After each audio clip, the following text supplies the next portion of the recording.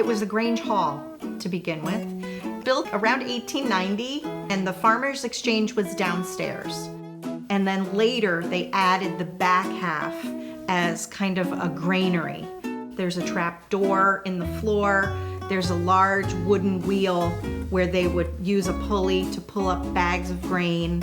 And there was a sliding door on the side where wagons could pull up.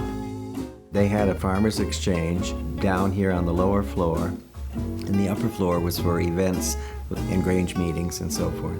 And then it became a general store, I believe, in 1917 or 18, when Earl E.R. Sheldon bought it from the Grangers. My grandfather was Earl Sheldon. My grandmother was Theo Sheldon. I'm named after her, Theodora. She came from Nebraska, and her parents were German immigrants. And she came here as part of a choir, and she and Earl met, and within a year they were married. He worked here until his death, and then his wife, Theo, took over. Over the years, people would come in, older folks, and they'd call my grandmother Mrs. Earl. Because there were so many Sheldons in the town, they couldn't just say Mr. Sheldon, Mrs. Sheldon, because nobody would know who they were talking about. So they said Mrs. Earl, Mrs. Ira, Mrs. C.I. They went up and down the street. In my mind, as a 10 and 11, 12-year-old kid, it was Mrs. Earl's store, but it was also Mrs. Sheldon's store. I didn't understand and appreciate that women were often called by their deceased husband's first names, so she was Mrs. Earl. Rupert in the 30s and 40s was basically a farming community. There probably were 300 farms in the town. Of course, the train came through several times a day. William Shade, who was from Yonkers, New York, he bought and built a creamery up here, and he used to advertise that your milk would leave Rupert in the morning and be on the table of the residents of Yonkers by that evening. At the time that I was going to school, there were 4 schools still in town.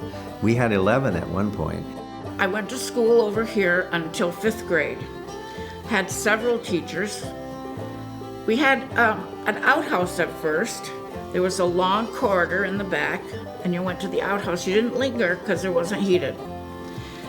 I was in 3rd grade before they put the toilet in. I can remember that was such a wonderful day that they put the water in the flush toilet in. One of the big events of the school day was to be able to come over here to the store to see Mrs. Earl. There was a big showcase with the sliding glass doors on the back side, and that was all just full of penny candy. Minnow honeys, root beer barrels, Mary Janes, and then after a while they had gummy worms. Of course, a lot of time they'd give them a handful of candy instead of charging them for it. There was a whole rack of comic books over here on this side, and of course that was a big attraction.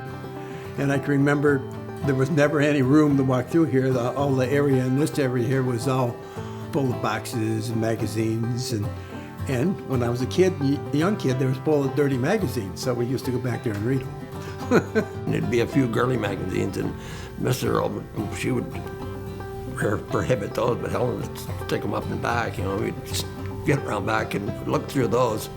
When different customers would come in, all the groceries were behind the counter. And so they would have to tell you what they needed, if it was a can of soup or some juice or a bag of flour or something. And so that was always very exciting for me. There was a coffee grinder back in the store, and they ground their own coffee, and they made something called Teddy Ann coffee. That must have been around the time you were born, because you were the first grandchild. Here they had the blocks of cheese that they cut by hand, and then they had the meat that they used to cut. They had veterinary medicine from back when it was the Farmers Exchange. And for years, it would hang over on the back wall.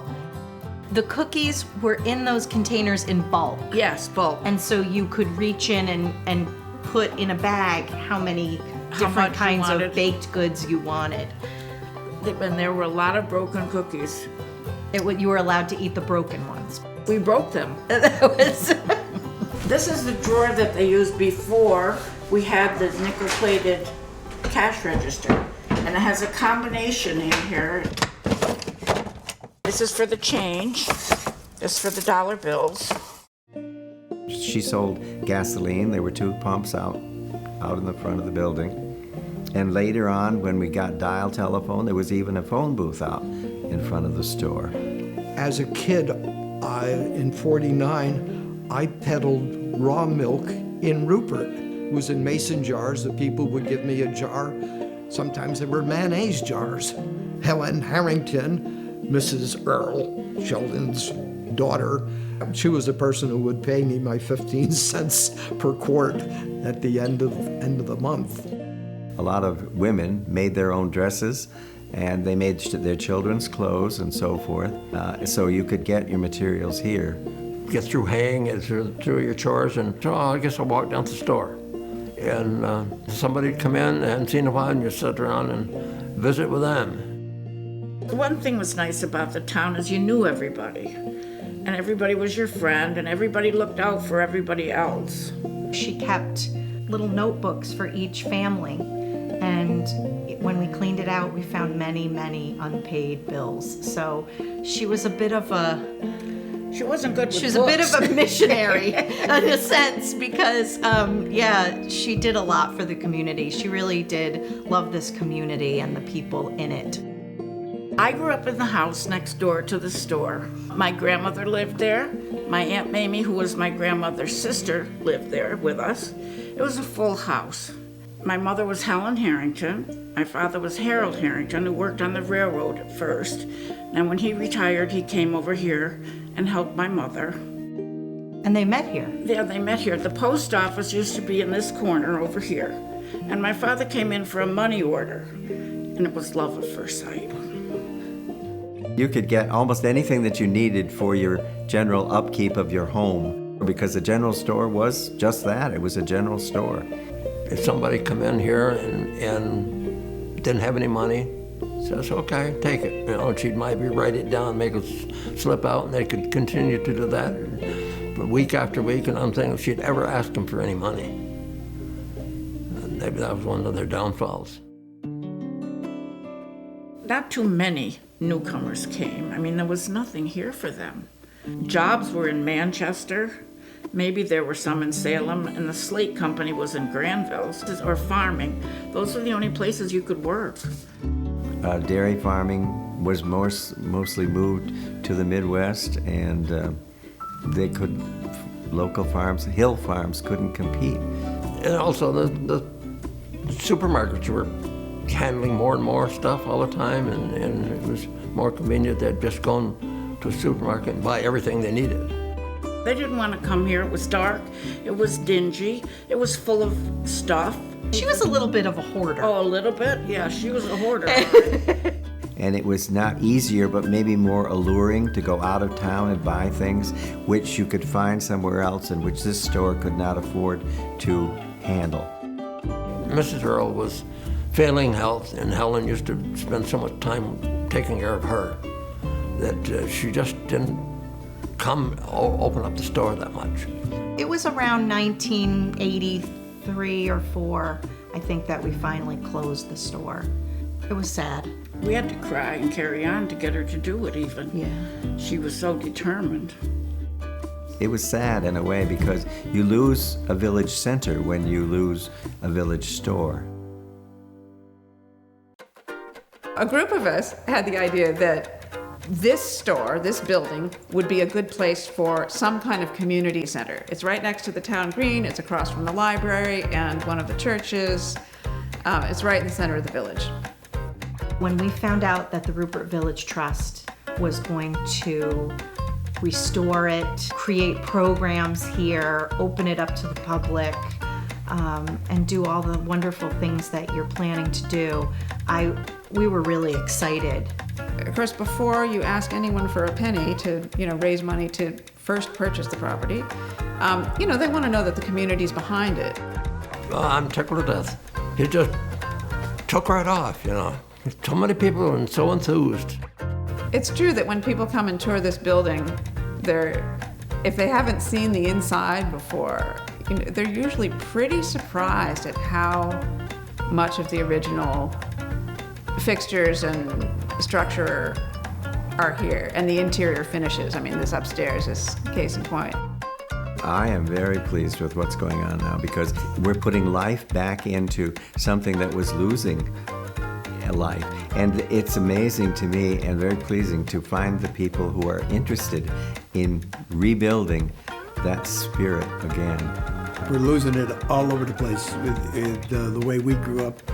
And our kids and our grandkids will have no clue what was here 50 to 100 years. So yes, I think it's a great thing. We have secured the building. We own the building outright.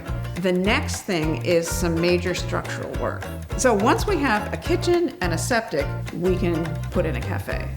Rupert Trust has done a wonderful job with this building, with all their plans and things the activities that they do upstairs. I was floored that they would do some of those activities. Rupert's never heard of yoga, I don't think. Building a community, a future clientele for the cafe, and for all the events that we've had here has gone surprisingly well, surprising to me. I mean, I knew that people need to gather, people need to come together. And every Saturday, it was packed downstairs. The parking lot was packed. We had people playing music. It just came together beautifully. We know that my grandparents valued this community so much and that they loved the people that lived here. They loved Rupert itself, the area. And so giving the store back to the community, in a sense, is really something that I could see as being their legacy. Yes. And really doing something. I'm trying. It's really, it would be doing something that would be making them very proud.